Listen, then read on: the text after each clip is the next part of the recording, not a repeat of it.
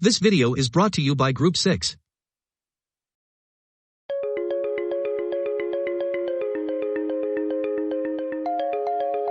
Hi, it's 6 from ME2.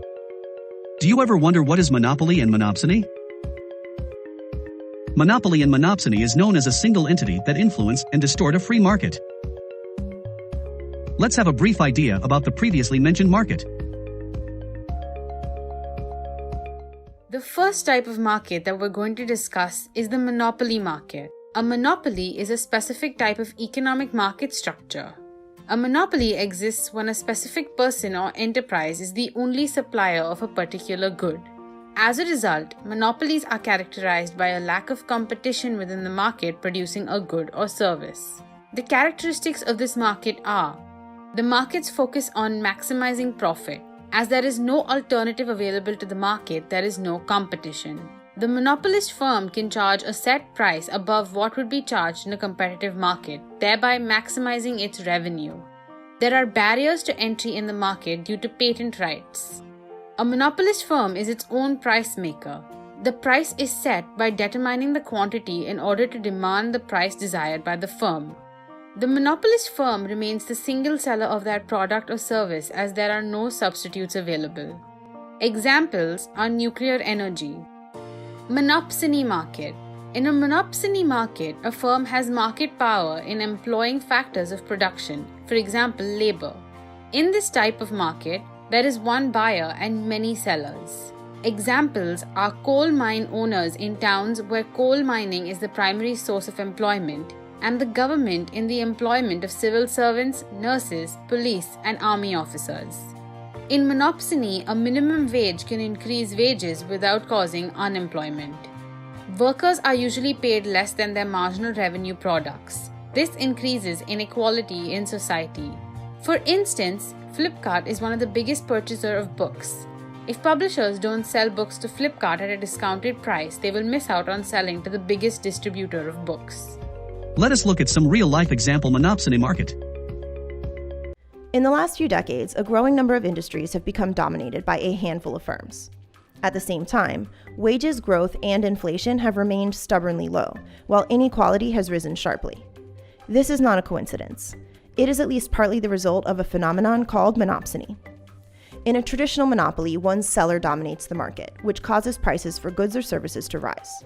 In a monopsony, also known as a buyer's monopoly, one buyer dominates the market, which forces down prices, and not only for goods and services, but also for labor. A simple example of monopsony is a coal mining town, where one big company acts as the main purchaser of labor. But there is also the risk of collusion among a few powerful firms.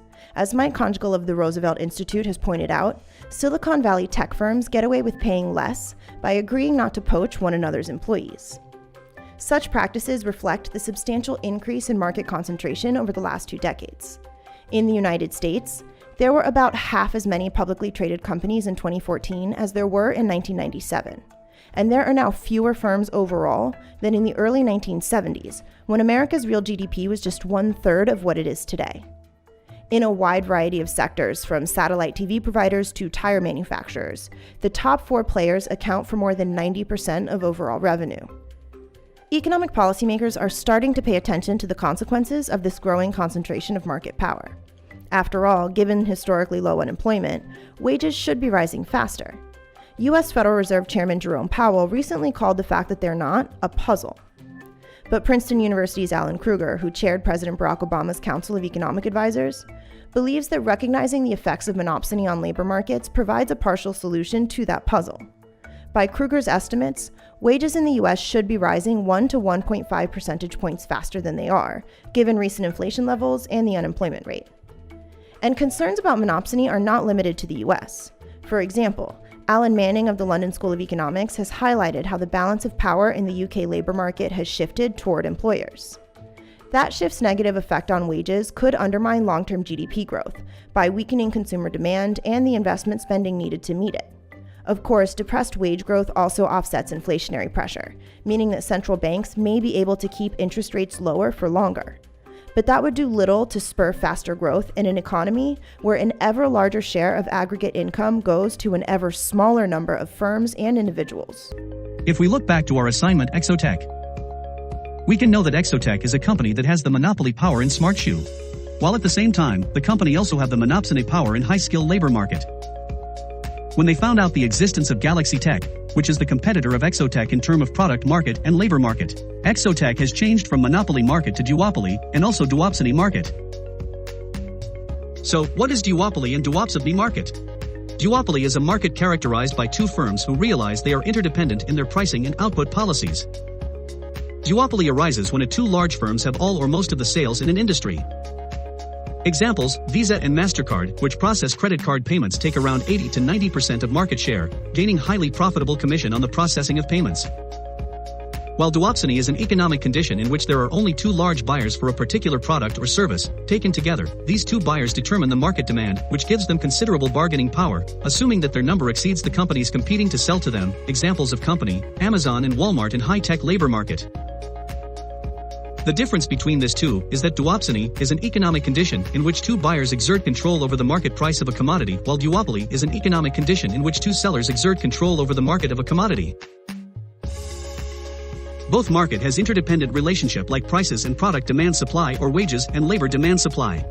And the relationship will bring to the effect of general equilibrium analysis and causing the feedback effect and spillover effect. What is feedback effect and spillover effect?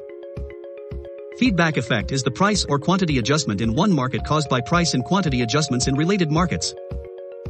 For example, the increase in demand for Exotech products will have a positive impact on product prices and quantities. This will cause the Galaxy Tech market to react to changes because they are selling the same products in the market. Therefore, prices and quantities of Galaxy Tech product will change. Although the spillover effect may be the same, it occurs when the equilibrium of one market changes due to a change in the equilibrium of another market. There would be an endless spiral of supply and demand arising from this process, and it is important for employer to highly monitor on the changes in the market. What do you think about this? For more details, please refer to the report we had created. Hope you enjoyed the video. Bye-bye.